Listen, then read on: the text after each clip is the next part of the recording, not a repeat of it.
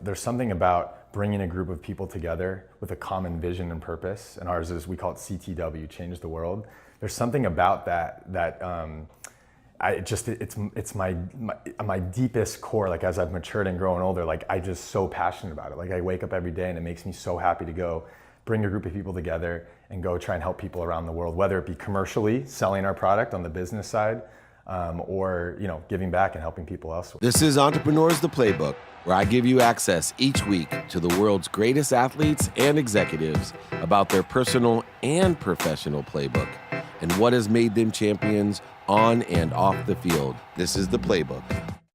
This is David Meltzer, CEO of Sports One Marketing with Entrepreneurs the Playbook, and I got a special guest, Brandin Cohen, LiquidIV, great entrepreneur. The reason I think he's a great entrepreneur is that you totally get compassionate capitalism, which is my second book that I wrote. You're someone who literally understands of being of service and being abundant. Where does, a lot of entrepreneurs work from a fear of loss and scarcity. Mm-hmm. You understand abundant. Where does that come from? I think it started probably when I was in college. During the 2010 Haiti earthquake. It was like the first time I had ever been a part of anything entrepreneurial. I thought I was going to play pro golf my whole life. I was on scholarship in college, had a really bad injury my senior year, and I didn't know what I was going to do with my life. And I got into this entrepreneurship class, and the earthquake happened in Haiti. And in about a month-long period, it was the first time I had ever really done anything like this, but we were able to get over 20,000 meals donated to the people of Haiti and see the effect that we could have on people, and the combination of sort of leading a team and realizing like all the help that we could do around the world. It was like my first taste of like, wow, like, with the proper energy, you can really help people around the world and change their lives. It's interesting though, but a lot of people that get touched like that with a bit of inspiration, they totally understand passion and purpose, but they don't and can't combine profitability to it. And the biggest thing about, I do a lot of business coaching and life coaching, a lot of entrepreneurs that I coach, they just can't seem to get the concept of, okay, by being of service and helping others, it's still okay to make money.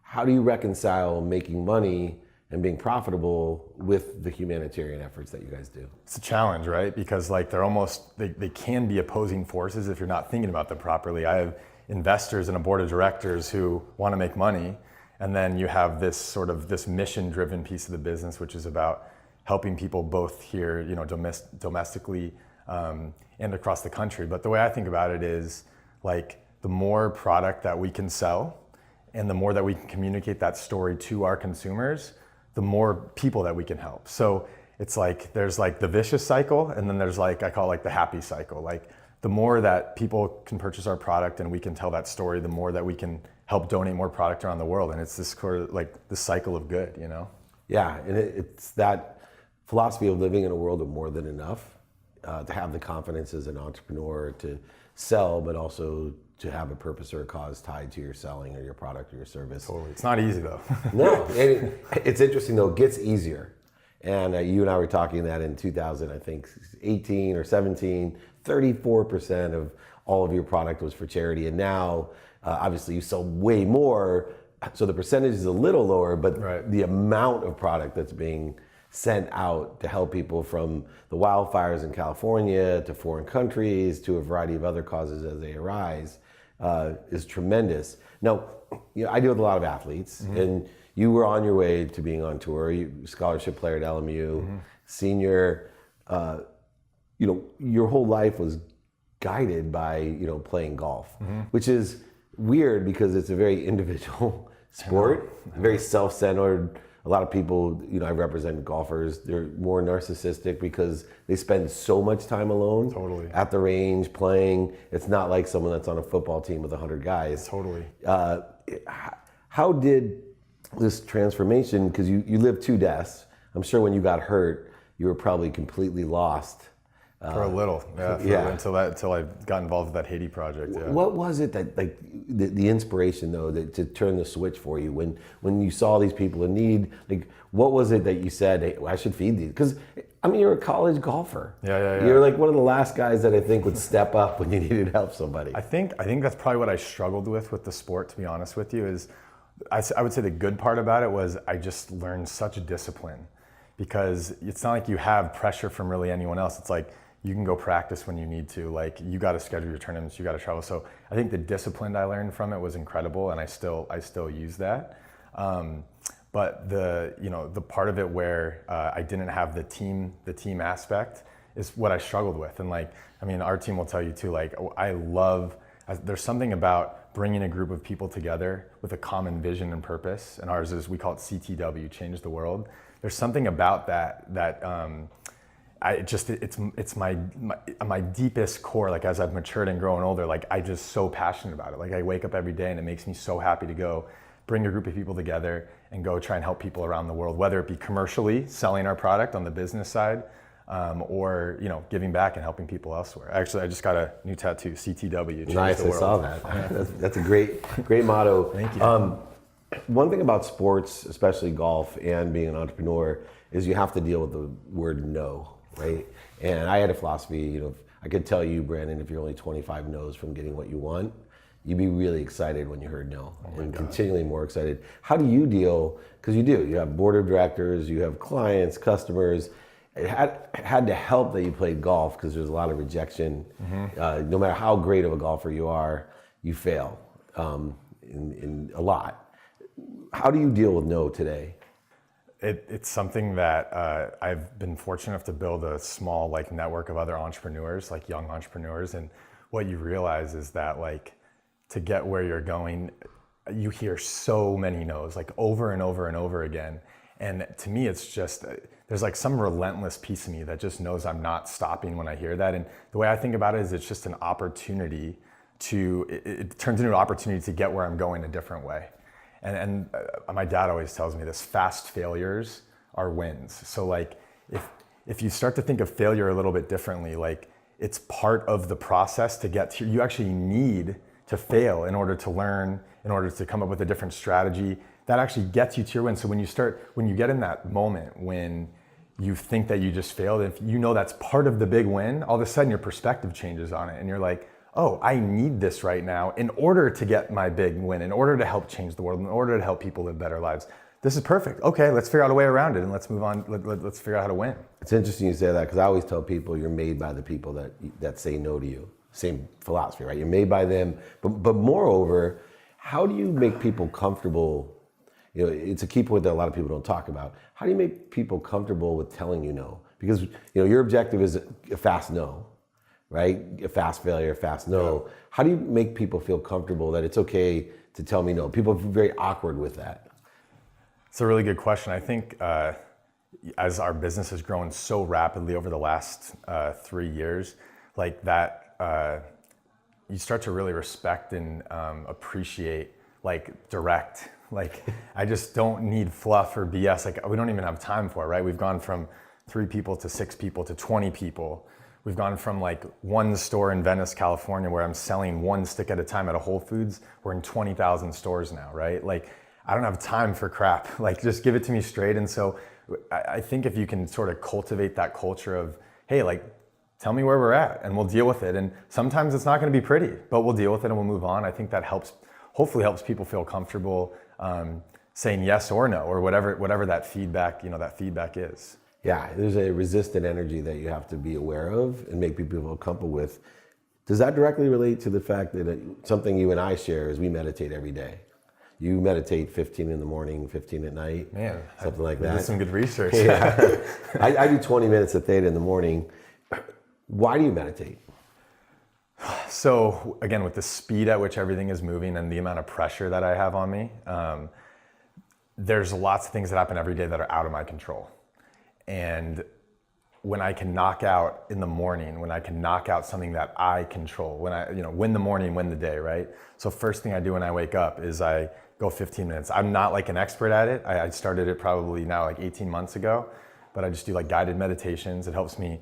And every time, 5 minutes, and I'm like, is this even working? Am I doing this right? And then by the end of it, I'm totally, I can feel my shoulders have dropped. And now I've done that. The next thing I do is I go to the gym, and I'm not in the best shape ever, but just sort of that release allows me to, now I've done 15 minutes of meditation.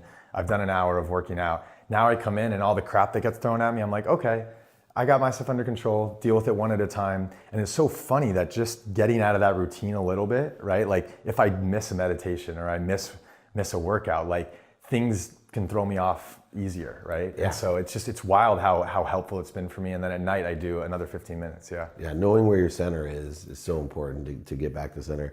Also investors, there's two things you never want to tell your investors. One, I'm in the best shape of my life, and you don't. And two, I'm a scratch golfer. I was gonna say, right? If your handicap's too low, they don't like exactly. it. Exactly. Like I know. I go like this with my. I owned a golf course at one time, Okay. Poplar Grove, and it was Sam Snead's only designed course. What's it called? Poplar Grove in Amherst, Virginia. It was Sam Snead's only designed course, Wow. but at that time, I had single-digit handicap. And Not working hard enough. no, yeah, exactly. Like now, everybody knows I work my butt off because my 8-year-old can beat me, which I would rather have as the truth. Yeah. Scaling a business, you went from 6 employees to 20, and it'll probably double again. You had to have mentorship. I always say when people ask me, "How do you scale a business?" I'm like, find someone that's scaled one, because honestly, you don't have enough money or time to figure it out yourself. Nope. What type of mentorship have you relied on to get the distribution, to scale the business, the financing, et cetera? Because there's no way you do it all yourself. Nope, I don't think anyone can. It's impossible when you're starting from nothing to get to where we are. I've been fortunate enough that my dad is like a huge mentor in my life. His story is crazy. He grew up on the streets in New York. When he was 13, he carried a gun. He ran his dad's dairy shop. And when his dad had cancer when he was sick, when he was 20, his dad said, you can either keep running the dairy shop or you should go follow your passion, which was art and architecture, and move out to LA. So he moved out here with like $1,000 in his pocket. He moved to Manhattan Beach. He started working for a small architecture firm at the time called Gensler.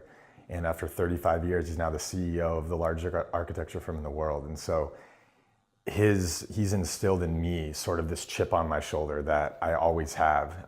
And that nothing's ever given to you, and you have to earn every step of the way. And so he's, through the growth challenges, I always can lean on him, like hiring and just dealing with challenges of growing a team. That's been huge. And then some of the people who got involved in the company early, who they actually they were investors, but I wanted to leverage them for more than just that. They weren't just capital to us. So I've had some guys like Scott Emerson, who runs the Emerson Group. They do all of our logistics, but he's been doing this for 40 years. So he knows that I have some things that maybe he doesn't know about, millennial, social media, stuff like that. But in terms of running a business and raising capital, getting those people on your side personally is huge. But then when you build that relationship, then they leverage you into into their network too. And so mentors have been huge for me. But it starts with my dad. He's my number one mentor for sure. That's awesome. Well, I have 4 kids, and one of my biggest fears, I grew up with nothing, so I have my own chip on my shoulder. Right. And, made it all myself. And my biggest challenge is, obviously your dad didn't hold back from you. You played a lot of golf as a young kid, got a scholarship to college for playing golf. You had a lot of luxuries that I didn't grow up with a single mom and 6 kids in Akron, Ohio, right? What do you think he did to still empower you? Through everything, it's not easy to put a chip on your kid's shoulder when they come home and have a big bedroom with their own bathroom and a huge home with a pool in Manhattan Beach and all the things you're surrounded with, like a car that works, the ability to go to college. How do you think your dad did that? I more recently, I've been asking myself that, because as you get a little bit older and you start thinking about parenting a little, like it's such a challenge, right? Like you didn't have that growing up, like you either were going to have a chip or you weren't going to make it, right? Correct. And so I always I think through that, like I was fortunate enough to grow up with stuff, but I honestly don't think anyone has more of a fire burning in their belly to grow the business, to help people around the world. And I honestly don't have the answer. Like I think I was intrinsically motivated, I think. For me, because I was fortunate to have that, I almost have a different chip on my shoulder. Mine is like, people think that I have been given stuff, right? And Good. because of that, I'm gonna grow. And it's so funny because we have an incredible relationship, but like I'm gonna grow my company even bigger and even faster with the help of him and other people as well. So, I don't have the right answer. I feel grateful that I did turn out the way I did, because I have other friends who are entitled, you know? Yeah, and I have employees that come from both sides of the track, and some are entitled and some are empowered. Right. It's interesting because Matt Higgins and I, he's with RSC Ventures, you know, chairman of the Dolphins, grew up with nothing.